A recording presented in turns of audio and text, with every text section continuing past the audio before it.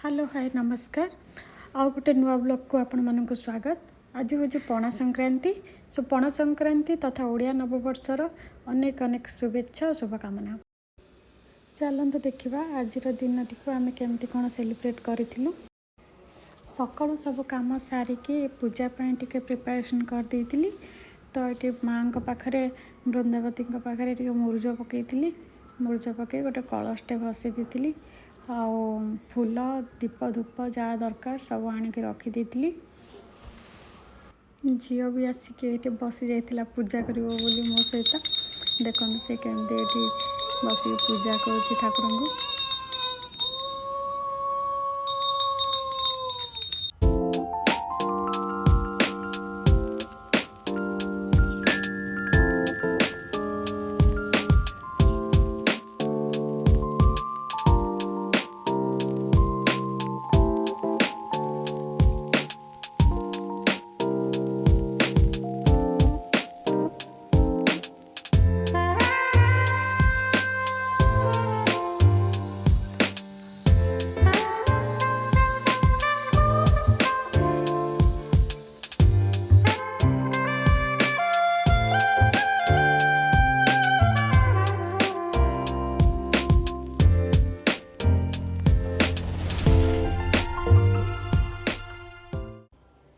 ये देखु lunch preparation भी कर सारे आउ खाली शाग भजाटा बाकी थिला ये शाग भजा भी हो गला।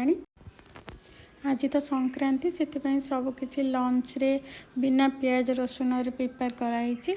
आज ये अरुआ भात डालमा आउ आलू को टिके लंबा लंबा काटिकी भाजी देती दही बैगण आ शाग भजा खाई सारिक आम दुई जन जाके रेस्ट नहीं। संध्यारे हजबैंड आ जड़े कलिक आसिक पहुँची थे मुझे पणा बनई। सो आज दिन तो आमर एमती कटी। जदि आज भिडियोटी आपण मानक भल लगी थाए लाइक शेयर सब्सक्राइब करने को जमा भी भूलिए। रोचे नमस्कार।